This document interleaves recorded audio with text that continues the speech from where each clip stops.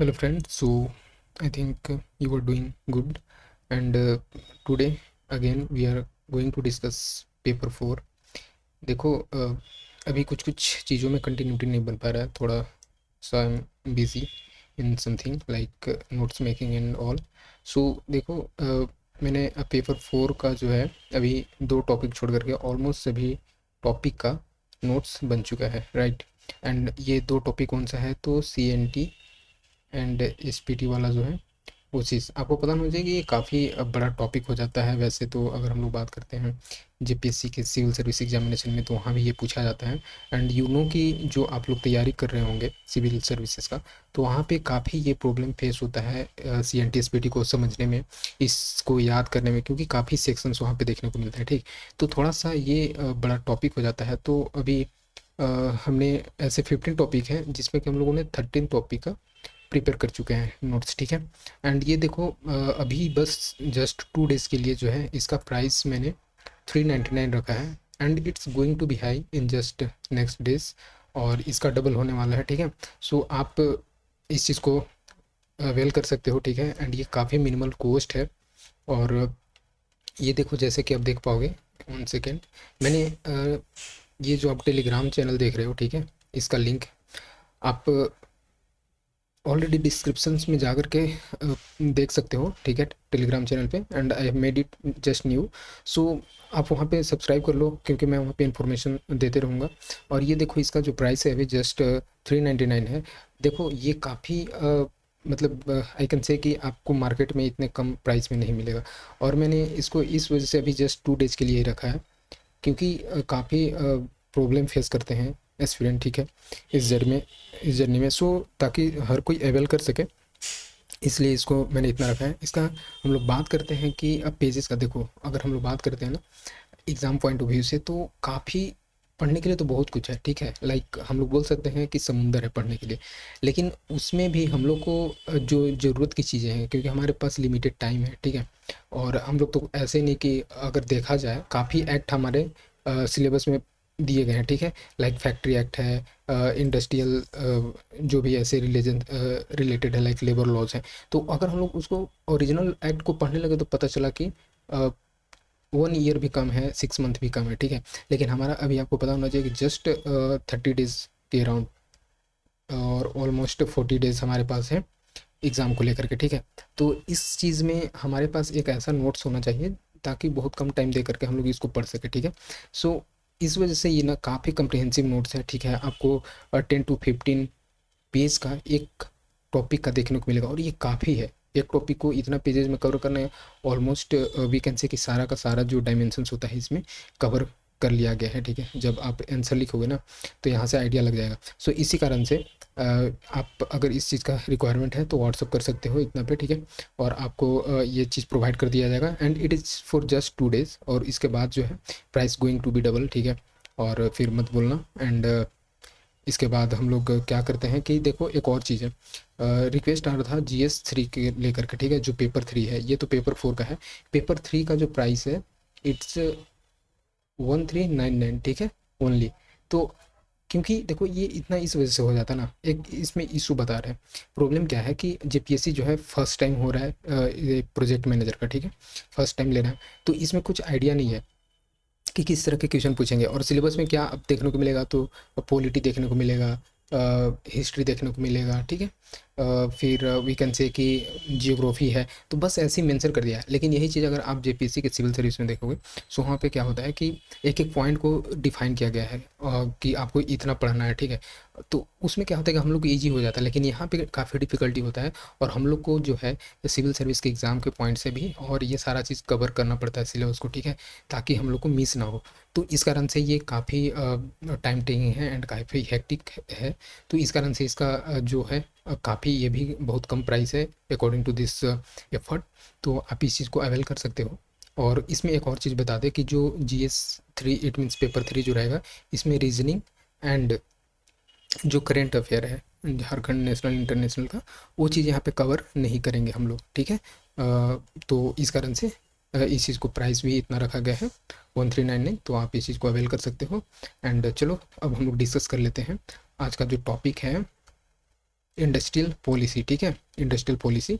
और ये सारा चीज़ मैंने बता दिया है, ये टेलीग्राम पे ऐड हो जाओ, वहाँ पे इन्फॉर्मेशन मिलते रहेंगे, कुछ कुछ जो टॉपिक्स हैं उस चीज़ को आप वहाँ पे देख पाओगे, ठीक है। सो लेट्स सी एंड हम लोग देख लेते हैं। एक जो फर्स्ट टॉपिक है पेपर 4 का, ये फर्स्ट टॉपिक आपको देखने को मिलेगा, राइट, कि industrial policy India and Jharkhand में क्या चल रहा है, ठीक है। सो ये काफ़ी इंपॉर्टेंट हो जाता है प्रोजेक्ट मैनेजर के पॉइंट से। तो चलो देख लेते हैं थोड़ा इसका हिस्ट्री एंड ऑल, ठीक है।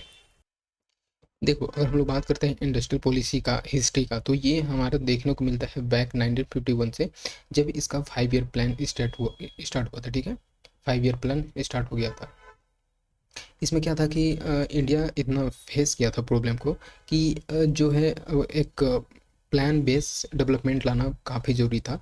अदरवाइज़ जो है हम लोग इकोनॉमी का, इंडिया का जो इकोनॉमी था आफ्टर इंडिपेंडेंस, ये बूस्ट नहीं हो पाता, ठीक है, राइट। तो देखो इसमें क्या था कि इसका सबसे पहले हम लोग को इतना बैक जा करके नहीं पड़ेंगे, क्योंकि हमारा जो रिक्वायरमेंट है वो एलपीजी से है, ठीक है।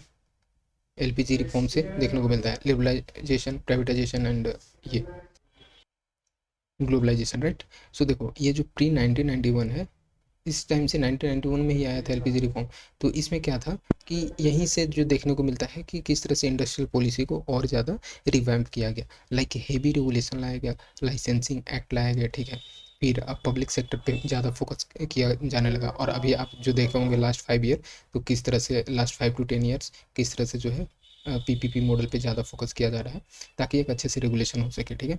तो ये चीज़ यहाँ पे है। और ये बेसिकली किस लिए था कि जो स्मॉल इंडस्ट्री थे, ठीक है, स्मॉल स्केल इंडस्ट्री, उनको ज़्यादा अच्छे से डेवलपमेंट के लिए देखा जा सके।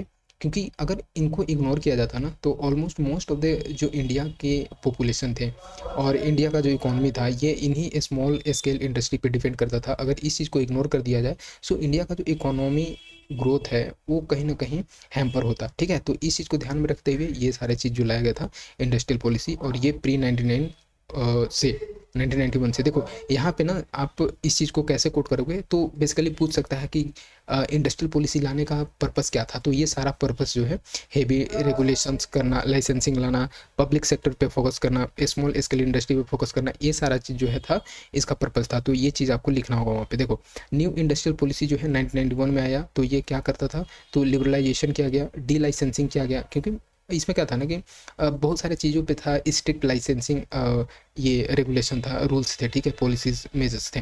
तो उसको कैसे किया जाए, उसको तो हर हर चीज़ में आप जब इतना स्ट्रिक्ट कर दे हुए, जैसे अभी क्या बोला जाता है कि रेड टेपिज्म, ठीक है, जिसमें कि पेपर वर्क ज़्यादा देखने को मिलता है इन ब्यूरोक्रेसी।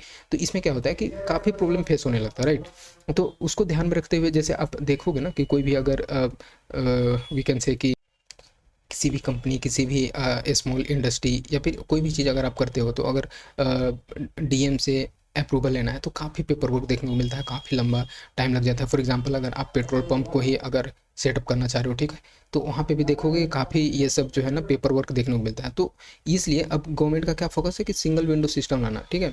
सिंगल विंडो सिस्टम से क्या होगा कि मतलब ज़्यादा आपको पेपर वर्क नहीं करना पड़ेगा, ज़्यादा ऑफिस में नहीं घूमना पड़ेगा, बहुत कम एफर्ट के साथ आप चीज़ को अप्रूवल मिल सकता है। सो इसीलिए जो है ना ये सारा चीज़ लाया गया था न्यू इंडस्ट्रियल पॉलिसी में, ये सब रिफॉर्म किए गए थे। लाइक डी लाइसेंसिंग हो गया, रोल जो है प्राइवेट सेक्टर का उसको थोड़ा सा और बढ़ाया जाए, और जो एफडीआई है, ठीक है, फॉरेन डायरेक्ट इन्वेस्टमेंट, इसको और थोड़ा सा कैसे इम्प्रूव किया जाए, ठीक है। और साथ ही साथ जो है इफिशिएंसी एंड एक्सपोर्ट ओरिएंटेशन, जैसे आप क्या है कि अगर किसी भी चीज़ को आप एक्सपोर्ट नहीं करते हो, खुद प्रोड्यूस करके खुद कंज्यूम करे हुए, तो उसमें क्या दिक्कत है कि आपका जो इकोनॉमी है वो ज़्यादा ग्रोथ नहीं करेगा। तो इस कारण से आपको कुछ चीज़ें जो है एक्सपोर्ट करना पड़ेगा, ताकि जो फॉरेन जो कंट्रीब्यूशन हो हमारे देश में, हमारे कंट्री में, वो बढ़े। इससे क्या होगा कि हमारा जो फॉरेक्स रिजर्व है वो चीज़ बढ़ेगा, ठीक है। और इससे क्या होगा कि हमारा जो डेवलपमेंट दिखेगा एक इंटरनेशनल लेवल पे। तो ये सारा चीज़ जो था न्यू इंडस्ट्रियल पॉलिसी 1991 का ये सब मोटो था, ठीक है। सो अब चलो चलते हैं पोस्ट 1991 रिफॉर्म इनिशिएटिव, राइट। देखो बहुत सारे पोस्ट 1991 रिफॉर्म के बाद कुछ ऐसे इनिशिएटिव देखने को मिले, ठीक है। जो एलपीजी रिफॉर्म आया था उसके जस्ट बाद बहुत सारे इनिशिएटिव्स लिए गए, और ख़ास करके आपको देखने को मिलेगा 2014 के बाद, ठीक है। तो इसमें क्या था कि सबसे पहले तो 2014 में ही मेक इन इंडिया आया, ठीक है, इनिशिएटिव। और उसके बाद फिर इसमें क्या था कि बेसिकली इसका पर्पस पूछ सकता है, तो मैन्युफैक्चरिंग को बूस्ट करना था, ठीक है, मेक इन इंडिया में। अब अभी भी जो है इसमें लूफुल्स हैं बहुत सारे, जो टारगेट थे, बेसिकली इसका जो मोटो था वो अचीव नहीं हो पाया है, क्योंकि इसमें जो है इंडिजिनस मटेरियल को अभी भी इंडिजिनस डेवलपमेंट पे उतना ज़्यादा फोकस नहीं किया गया है। जैसे आपको पता होना चाहिए कि बहुत सारे जैसे जो मोबाइल वाले कंपनीज हैं, ठीक है, इंडिया में क्या कर रहे हैं कि नया नहीं बना करके वो कहीं दूसरे कंट्री से लाते हैं, ठीक है, जैसे चाइना हो गया, वियतनाम हो गया, और भी अदर कंट्रीज, अमेरिका हो गया, सब ये सब यहाँ से क्या होता है कि बहुत सारे ऐसे इसके जो जो भी ऐसे अलग अलग पार्ट होते हैं उसको लाते हैं, एंड इंडिया में क्या होता है केवल असेंबल होता है, ठीक है, मिला करके नया फ़ोन बना दिया जाता है। तो उससे क्या है, यहाँ तो कोई भी मटेरियल है इसका है नहीं, ठीक है। सो ये इशू जो है ना फेस किया जा रहा है मेक इन इंडिया में, ठीक है। तो ठीक है, धीरे धीरे तो बूस्ट होगा, बट इसका पर्पस क्या था, तो मैन्युफैक्चरिंग को बूस्ट करना।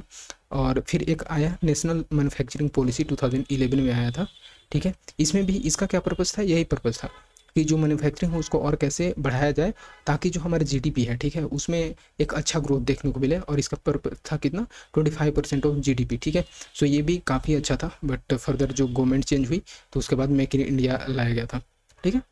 तो उसके बाद फिर अभी आपको देखने को मिलेगा 2020 के बाद जो है ये पीएलआई पे ज़्यादा फोकस किया जाने लगा, ठीक है। ये पीएलआई क्या होता है, प्रोडक्शन लिंक्ड इंसेंटिव्स। ये क्या था कि आप जो भी ऐसे कोई प्रोडक्ट बना रहे हो उसमें क्या था कि कुछ ऑफर दिए जाते थे, ठीक है, कंपनीज को या फिर इंडिविजुअल्स को। तो इसमें क्या था कि ये अगर आप कोई भी प्रोडक्ट बना रहे हो, सो ताकि आप उस चीज़ को और अच्छे से बना सको, उस चीज़ को अपने लोकल मार्केट में सेल कर सको, तो उसके लिए इंसेंटिव्स प्रोवाइड करती है गवर्नमेंट ये पीएलआई स्कीम के अंदर, ठीक है, ताकि जो है इंडिया को आत्मनिर्भर भारत बनाया जा सके, और ताकि जो एफडीआई है उसको अट्रैक्ट किया जा सके, ठीक है, यहाँ पे। तो ये सब जो चीज़ है, और इस वजह से जो इससे अगर सारा चीज़ ये इंट्रोड्यूस होगा तो उससे हमारा जो ग्लोबल वैल्यू चेन है इंडिया का वो काफ़ी एक इन्हांस होगा इन इंटरनेशनल लेवल। अब देखो प्राइमरी ऑब्जेक्टिव क्या है इंडस्ट्रियल पॉलिसी का, ठीक है। सो ऑब्वियस बात है, अभी अगर हम लोग मॉडर्न पर्सपेक्टिव से बात करते हैं तो मैन्युफैक्चरिंग जो है अपना हमारा जो जीडीपी है उसको उसके शेयर में मैन्युफैक्चरिंग को बढ़ावा देना, ठीक है, जॉब क्रिएशन में लाना, ठीक है, एक्सपोर्ट को और बढ़ाना। तो ये सारा चीज़ जो था ये मैन्युफैक्चरिंग बेसिकली इंडस्ट्रियल पॉलिसी का वर्क था, ठीक है। अब देखो अगर हम लोग बात करते हैं तो इसका अदर पर्पस, तो इसमें क्या था कि इन्वेस्टमेंट को अट्रैक्ट करना, जैसे मैंने अभी बताया एफडीआई और डोमेस्टिक इन्वेस्टमेंट को और अट्रैक्ट करना, टेक्नोलॉजी अपग्रेडेशन है उसको इनकरेज करना। तो ये सारा चीज़ जो था इसका प्राइमरी ऑब्जेक्टिव आ जाता है। और अगर हम लोग बात करते हैं तो साथ ही साथ कम्पिटिटिवनेस को बढ़ाना, ठीक है, जो एक्सपोर्ट कम्पिटिटिवनेस होता है, ताकि और एक्सपोर्ट को बढ़ेगा और हमारे ज़्यादा इनकम आएंगे, ठीक है। और साथ ही साथ जो डोमेस्टिक फर्म होते हैं उनको ग्लोबल सप्लाई चेन के साथ लिंक करना, ये सब ऑब्जेक्टिव था। देखो अगर ऑब्जेक्टिव पूछेगा ना पर्पस, तो ये इतना मोर देन सफिशिएंट है। आपको यहाँ पे देखने पे लग रहा है, जब इसको लिखोगे ना तो काफ़ी हो जाएगा। टाइपिंग में कोई भी चीज़ जो होता है ना छोटा ही दिखता है, ठीक है, जब आप उस चीज़ को लिखोगे अपने पेपर पे तो ये काफ़ी एक वी कैन से कि स्पेस मैनेजमेंट हो जाएगा, वर्ड लिमिट का कोई भी इशू यहाँ पे नहीं होगा, ठीक है, आई एश्योर यू। अब चलो चलते हैं कि नेशनल स्कीम एंड इंफ्रास्ट्रक्चर, जैसे पीएलआई का अगर हम लोग बात करते हैं, पीएलआई स्कीम अभी जो हम लोगों ने देखा था कि 2020 बाद आया था सब 2020 से, तो ये चीज़ यहाँ पे क्या पर्पज़ था इसका, ठीक है। तो बेसिकली ये कहा था कि ये सारे सेक्टर में इंट्रोड्यूस किया गया, ठीक है, ताकि जो हमारा है इसको अगर इंट्रोड्यूस करने के बाद आउटपुट कितना हमारे मिल रहा है उस चीज़ पे ज़्यादा फोकस किया गया था पीएलआई इंसेंटिव्स में, ठीक है। और एक लार्ज इन्वेस्टमेंट एंड एक्सपोर्ट के लिए इस चीज़ को लाया गया था, ठीक है, अलग अलग सेक्टर में ये पीएलआई स्कीम के थ्रू। अब देखो 2025 के बाद का अगर हम लोग बात करते हैं तो जो पीएलआई है वो मल्टीपल सेक्टर्स में देखने को मिलेगा, जैसे कि इलेक्ट्रॉनिक्स हो गया, फार्मा हो गया, ऑटो कंपोनेंट हो गया, ठीक है, फिर टेक्सटाइल हो गए, वाइट गुड्स हो गए, स्पेशलिटी स्टील हो गया, ठीक है। तो ये सब चीज़ में भी पीएलआई स्कीम को इंट्रोड्यूस किया गया, इसमें और भी बढ़ावा देने के लिए ये लाया गया, ठीक है। तो इससे क्या होता है कि लार्ज स्केल जो इन्वेस्टमेंट होता है उस चीज़ को यहाँ पे एड्रेस करने के लिए ये सारे सेक्टर में लाया गया था। ये बेसिकली क्या है, एक गवर्नमेंट का सोर्स से है, तो आपको कोई भी इशू नहीं होगा यहाँ पे। मैंने ऑथेंटिक सोर्स से ये सारा चीज़ कवर किया है, so you can follow it. अब चलो चलते हैं, देखो इसमें अगर और पीएलआई स्कीम का बात करते हैं तो गवर्नमेंट रिपोर्ट एंड जो प्रेस कवरेज है, ठीक है, वो साथ ही साथ किस तरह से इस चीज़ पे सब्सटेंशियल इन्वेस्टमेंट करेगी ताकि जो है एक जॉब क्रिएशन हो सके अच्छा से, ठीक है। और साथ ही साथ जो अंडर यूटिलाइजेशन है, बहुत सारे जो चीज़ है ना, जैसे स्मॉल स्केल इंडस्ट्री में या फिर जो बेसिकली वी कैन से कि इंडिया का पोटेंशियल तो है, ठीक है, इंडिया का पोटेंशियल है किसी फील्ड में, बट उस चीज़ को अभी भी एड्रेस नहीं किया जा रहा है, क्यों, बिकॉज ऑफ लो फंडिंग, ठीक है, लो इन्वेस्टमेंट वी कैन से। तो इस कारण से जब ये सारा चीज़ इंट्रोड्यूस होगा, पीएलआई स्कीम को एक प्रॉपर वे में इंट्रोड्यूस किया जाएगा, ठीक है, इसका पर्पस को, तो जो हमारा इन्वेस्टमेंट है, एफडीआई, ठीक है, ये सारा चीज़ जो है एक्सपोर्ट, ठीक है, ये सारा चीज़ क्या होगा, ग्रो करेगा बहुत ही फास्ट तरीके से। तो ये सारा चीज़ था। अब चलो और देख लेते हैं पीएलआई स्कीम का।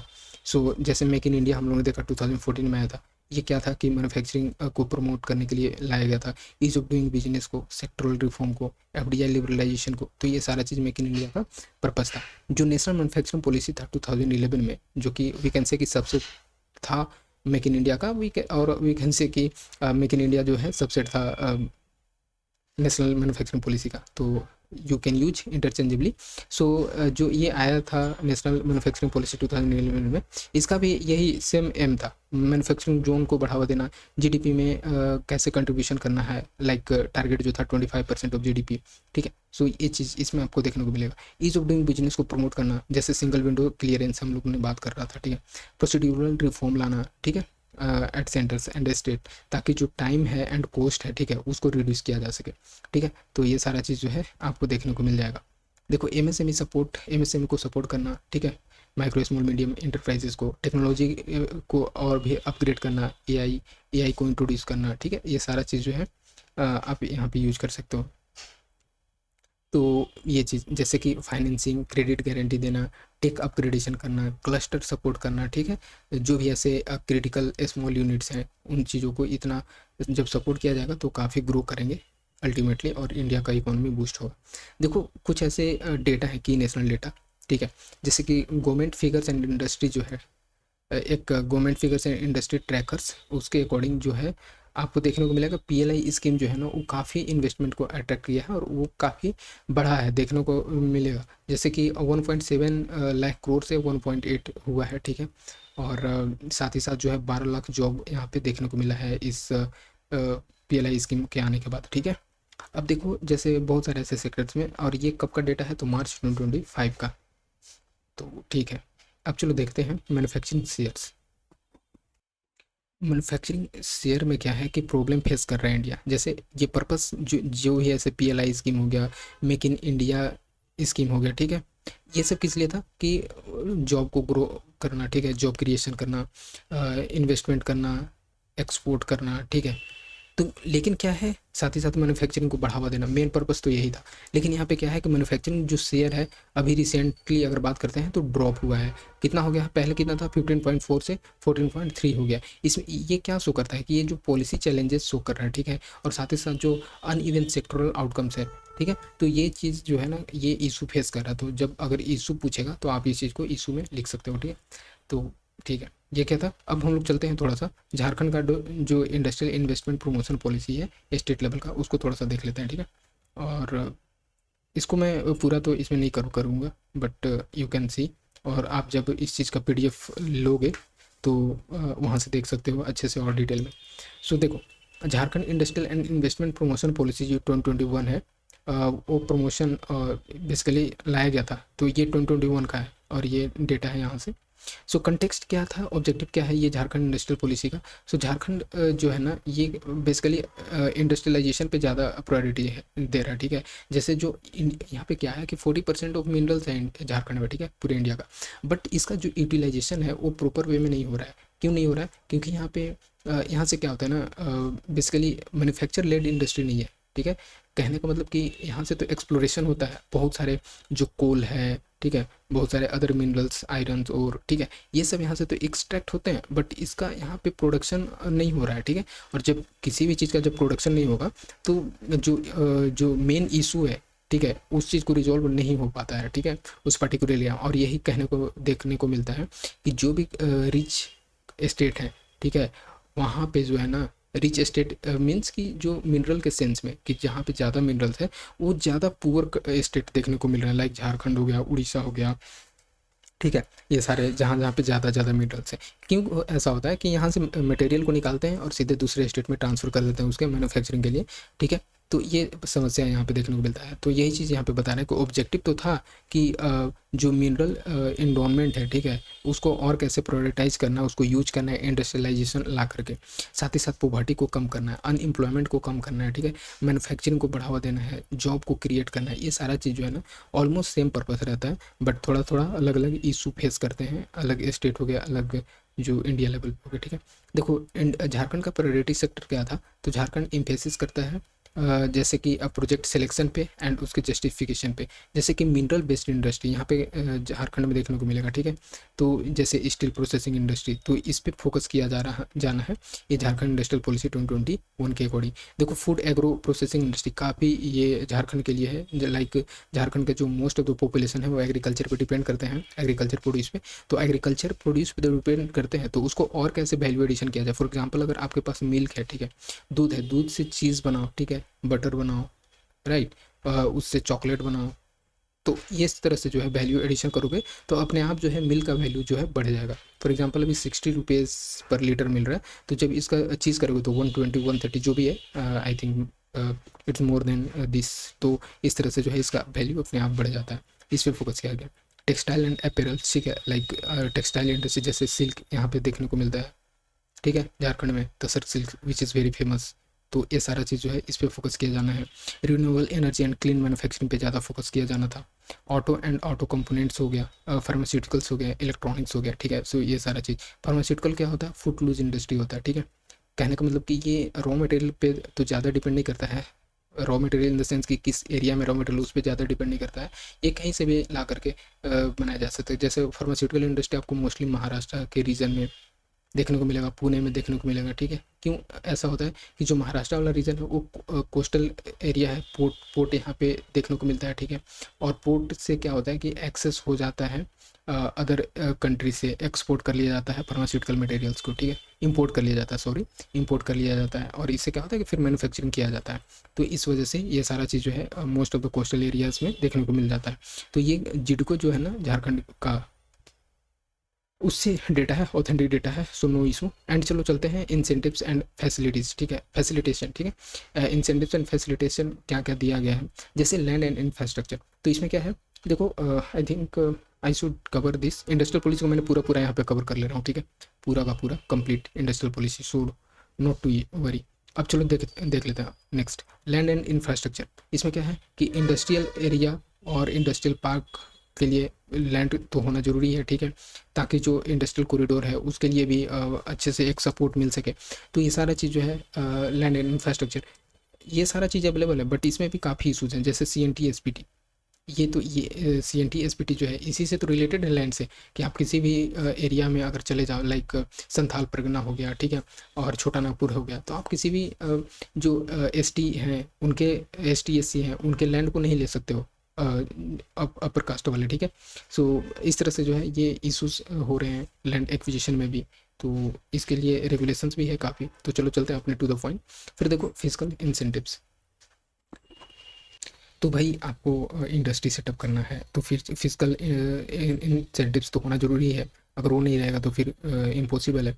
सो इसमें क्या होता है कि स्टैम्प ड्यूटी एग्जेम्पशंस, कभी कभी तो किसी चीज़ में तो 100% जो है ना सब्सिडी दिया गया है, लाइक ग्रीन प्रोजेक्ट में, ठीक है, 100% सब्सिडीज। तो ये चीज़ आपको देखने को मिलेगी जब आप पढ़ोगे ना इकॉनमी, ठीक है, झारखंड का, या फिर इसका जो इंडस्ट्रियल पॉलिसी वाला पढ़ोगे वो काफ़ी 130+ पेजेस है। तो उसमें आपको देखने को मिलेगा कि किस तरह से जो है ये सारा चीज़ एग्जेम्पशंस है अलग अलग इंडस्ट्री के लिए। सो यहाँ पे है कि जो स्टैम्प ड्यूटी एग्जेम्पशंस, ठीक है, साथ ही साथ reimbursement of stamp duty, registration charge, ये सारा चीज़ जो है इसमें इन्वॉल्व किया गया है, ठीक है। पावर टैरिफ कंसेशन, तो ताकि देखो पावर एनर्जी जो है यहाँ पे तो झारखंड में, बट इसके लिए भी तो आपको रूल्स रेगुलेशन चाहिए ना, ताकि प्रॉपर यूज हो सके, ठीक है। सो ये सारा चीज़ इसमें रहेगा। देखो इंटरेस्ट सब्सिडी एंड इन्वेस्टमेंट का बात करते हैं, तो एक टर्म लोन दिया जाना किसी भी कंपनीज को, ठीक है, कैपिटल इन्वेस्टमेंट फॉर MSMEs, ठीक है। तो ये सारा चीज़ जो है इसमें इंटरेस्ट सब्सिडी में देखने को मिला। एम्प्लॉयमेंट एंड स्किल सपोर्ट, जैसे कि जॉब क्रिएशन के लिए इंसेंटिव्स लाना, लाइक आप इसको क्या कर सकते हो कि आप जैसे छोटे छोटे कैंपस बना करके आप ट्रेनिंग दे सकते हो, ठीक है, वॉलंटियर्स ट्रेनिंग कर सकते हो, या फिर स्कूल से ही, एकेडमिया से ही आप जो बच्चे होते हैं लाइक इंजीनियरिंग कर रहे होते हैं, ITI कर रहे होते हैं, ठीक है। तो इस तरह से जो इनको होता है आप सपोर्ट कर सकते हो वी कैन से कि अप्रेंटिसशिप प्रोवाइड करके। तो ये सारा चीज़ जो है ना एम्प्लॉयमेंट जनरेशन में कहीं ना कहीं हेल्प करता है, ठीक है। देखो सिंगल विंडो क्लियरेंस ये जो है ना ये काफ़ी इंपॉर्टेंट है। तो सिंगल विंडो क्लियरेंस रहेगा पोर्टल, तो क्या होगा कि पेपर वर्क जो है वो काफ़ी रिजॉल्व हो जाएगा काफ़ी हद तक, ठीक। सो ये सारा चीज़ जो है आपको देखने को मिलेगा। अब चलो चलते हैं देखो अब हम लोग चलते हैं मेन इश्यूज़ पे। जैसे अगर हम लोग बात करते हैं project manager point of view से, तो क्रिटिकल अप्रेजल्स क्या है, इसमें कुछ इसके स्ट्रेंथ है और कुछ ऐसे वीकनेस है इंडस्ट्रियल पॉलिसी का। स्ट्रेंथ क्या है कि ये फोकस करता है सेक्टोरल पुश पे। जैसे PLI जो है ना, PLI सेंट्रल लेवल पे क्या करता है कि अलग अलग स्मॉल सेक्टर को सेक्टोरल सेक्टर वाइज जो है ना इंडस्ट्री को डेवलपमेंट के लिए PLI स्कीम है। झारखंड फोकस कर रहा है mineral processing and agro processing पे, ठीक है। तो ये क्या करता है कि जो इन्वेस्टमेंट होता है उसको अट्रैक्ट करता है, फॉरेन FDI को अट्रैक्ट करता है, डोमेस्टिक FDI को, सॉरी FDI नहीं होगा, डोमेस्टिक इन्वेस्टमेंट को अट्रैक्ट करता है, ठीक है। तो ये फोकस करता है सेक्टोरल पुश पे। Single window system and state incentives जो है, इसका अगर हम बात करते हैं तो ये जो है जो भी ऐसे डिले होते हैं, जैसे मैंने बताया ना कि पेपर वर्क में काफ़ी टाइम लग जाता है, तो उसको कम करता है यहाँ पे, ठीक है। और जो कॉस्ट है उसको भी कम करेगा। जैसे 4 फॉर एग्जांपल अगर 4 ऑफिस में आपको क्लियरेंस लेना है तो इसका कॉस्ट ज़्यादा होगा इन कंपेरिजन टू अगर आपको 2 ऑफिस में एक क्लियरेंस लेना है तो ये सारा चीज़ इसमें इसके स्ट्रेंथ देखने को मिलता है। वीकनेस क्या है, वीकनेस ऑब्वियस बात है, रिस्क काफ़ी है, वीकनेस काफ़ी है। जैसे सबसे बड़ा गैप तो है कि इम्प्लीमेंटेशन गैप।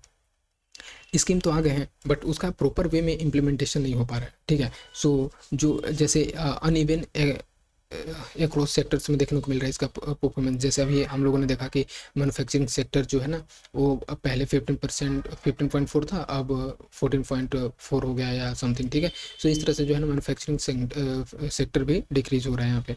सब्सिडी डिस्बर्समेंट में भी काफ़ी प्रॉब्लम हो रहा है। भले ही पर्पस तो है कि सब्सिडी डिस्बर्समेंट करना है, बट ये प्रॉब्लम फेस कर रहे हैं यहाँ पे, ठीक है। साथ ही साथ आउटपुट प्रॉपर वे में नहीं आ रहा है, ठीक है। सो इस तरह से जो है ना आपको देखने को मिल रहा है, ठीक है। तो ये सारा चीज़ जो है यहाँ से पता चलता है। देखो infrastructure and land acquisition problem, ठीक है। So infrastructure and land acquisition problem काफ़ी मेजर प्रॉब्लम है, खास करके झारखंड का। जैसे एक CNTSPT अभी जो मैंने बार बार बोल रहा है, ठीक है। सो ये काफ़ी इशूज़ हैं। जैसे कि ये जब कोई लैंड ही नहीं रहेगा, इंफ्रास्ट्रक्चर सब सेटअप नहीं करोगे तो ऑब्वियस बात है प्रोजेक्ट में तो डिले होगा। तो ये जो प्रोजेक्ट डिले ये सब देखने को यहाँ पे मिल रहा है, ठीक है।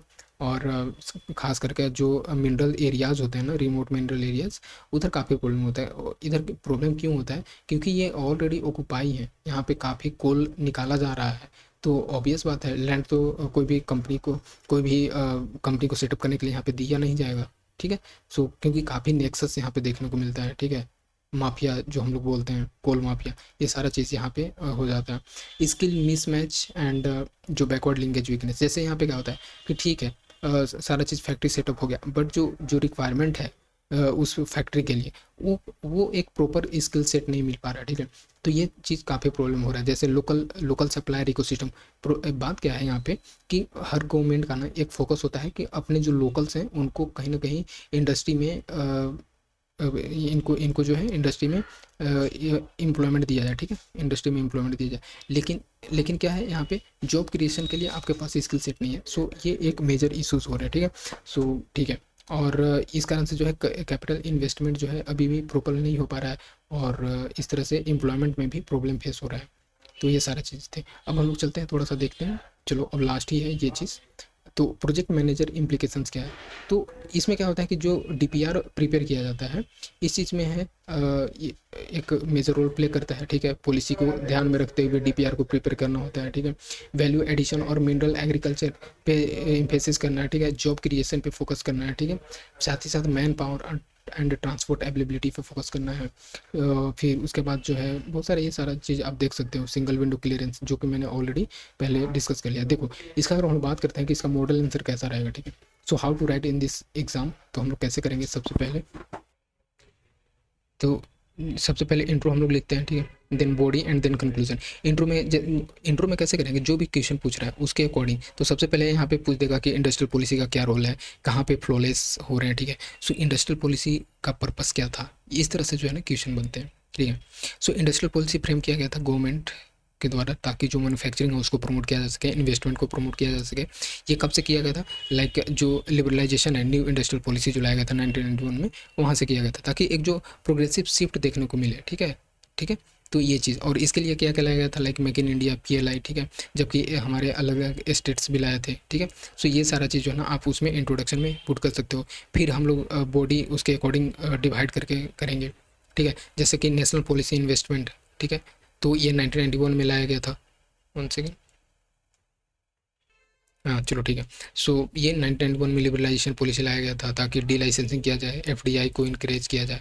मेक इन इंडिया लाया गया, नेशनल मैन्युफैक्चरिंग पॉलिसी का ऑब्जेक्टिव क्या रहा। सो ये सारा चीज़ जो है ना मैं यहाँ पे पॉइंट लिख दिया हूँ। यहाँ पे इस चीज़ को कैसे, इस चीज़ को और एलिब्रेट करके वहाँ पे लिख सकते हो।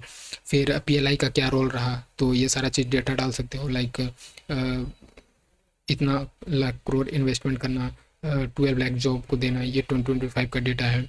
झारखंड पॉलिसी कैसे हाईलाइट क्या करता है, जो इसका इंडस्ट्रियल पॉलिसी 2021 है, तो वो फोकस करता है मिनरल प्रोसेसिंग पे, एग्रो प्रोसेसिंग पे, टेक्सटाइल पे, ठीक है, लैंड अलॉटमेंट पे, फिजिकल इंसेंटिव्स पे, ठीक है, जैसे कि स्टैम्प ड्यूटी, पावर कंसेंशंस। तो ये सारा चीज़, सिंगल विंडो फैसिलिटेशन करना, ठीक है, स्किल को सपोर्ट करना। ठीक है, तो ये सारा चीज़ जो था इसका था।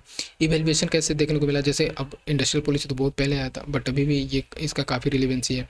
तो ये क्या करता है कि जो टारगेट इंसेंटिव्स है उसको मेंशन करना, उसको स्ट्रेंथन करना, कुछ जैसे चैलेंजेज है उसको एड्रेस करना, लाइक इम्प्लीमेंटेशन चैलेंजेज है, इंफ्रास्ट्रक्चर स्किल गैप चैलेंजेज है। ठीक है, और उसी के साथ ये कैसे प्रोजेक्ट मैनेजर इस चीज़ को मिटिगेट करेंगे, उस चीज़ को यहाँ पे आपको देखने को मिलेगा। जैसे कि रिगरस DPR जब बनाओगे, तो वहाँ पे ये सारे चीज़ को, इशू को एड्रेस करना, साथ ही साथ अलग अलग स्टेक होल्डर के साथ मिल करके इस चीज़ को समझना। जैसे स्टेक होल्डर यहाँ पे क्या क्या आ जाएंगे, सोसाइटी आ जाएगा, ठीक है, गवर्नमेंट आ जाएंगे, ठीक है, और वी कैन से कि एडमिनिस्ट्रेशन आ जाएगा। ठीक है, और यहाँ पे और क्या आ सकता है, तो बहुत सारे, हाँ, small small and local industries आ जाएंगे, या फिर और भी अलग कंपनी आ जाएंगे, बिग कंपनी। ठीक है, सो ये सारा चीज़ के साथ मिल करके जो आप एज अ प्रोजेक्ट मैनेजर इस चीज़ को DPR प्रिपेयर करना होगा। ठीक है, सप्लायर मैपिंग करना, ठीक है, तो ये सारा चीज़ इसमें आपको देखने को मिलेगा। कंक्लूजन आप कर सकते हो एक दो लाइन में, लाइक इंडिया का पॉलिसी कैसे है, तो किस तरह से जो नेशनल इंसेंटिव्स हैं, लाइक PLI और मेक इन इंडिया है, उसको आप यहाँ पे ना दो तरह से कर सकते हो। या एक तो इंडिया को ध्यान में रखते हुए और झारखंड को ध्यान में रखते हुए, कि जो इंडिया का पॉलिसी है जो थोड़ा सा एक अच्छे लेवल पे जा रहा है, उसको ध्यान में रखते हुए झारखंड को ऐसे चीज़ को एड्रेस करना होगा, उस चीज़ पे फोकस करना होगा, ताकि झारखंड का जो भी इकॉनमी है वो ग्रो करे। ठीक है, सो इस तरह से आप इसको कंक्लूड कर सकते हो। अब चलो देखो, यहाँ पे अगर हम लोग बात करते हैं कुछ प्राइमरी सोर्स और कोड का, तो आप इस चीज़ को मेंशन कर सकते हो एग्ज़ाम में। जैसे यहाँ पे देखो सब सारे गवर्नमेंट के डेटा हैं। तो झारखंड इंडस्ट्रियल पॉलिसी जो था 2021 लाया गया था। फिर PLI पे आप देख सकते हो। ठीक है, न्यू क्रिटिकल रिव्यूज़, तो ये सारा चीज़ जो है, तो ऑलमोस्ट ये कवर हो चुका है। And this is how we cover industrial policy India and Jharkhand. इसको और बड़ा हम लोग बना सकते हैं, बहुत सारे डायमेंशंस ऐड कर सकते हैं, बट जो क्रक्स था ना, जो मेन फोकस था, वो यही है। ठीक है, और इस पे आप कुछ भी एग्जांपल डाल दो, अभी केस स्टडी डाल दो, तो इट्स बियॉन्ड दिस। ठीक है, तो वो बस वैल्यू एडिशन हो जाएगा। और जो कि मेन हमारा static, we can say static plus अभी जो करंट से रिलेटेड डेटा था, उस चीज़ को हम लोगों ने यहाँ पे बहुत ही डिटेल वे में देखा। एंड आई थिंक आप अगर इस चीज़ को चाहते हो, तो from 16 October 16/10 onward it's price going to double. ठीक है, सो मत भूलना उसके बाद। एंड अभी जैसे मैंने बताया कि 1399 पे जो है ना, पेपर 3 का जो है, पेपर 3 का ये इसका प्राइस है 1399।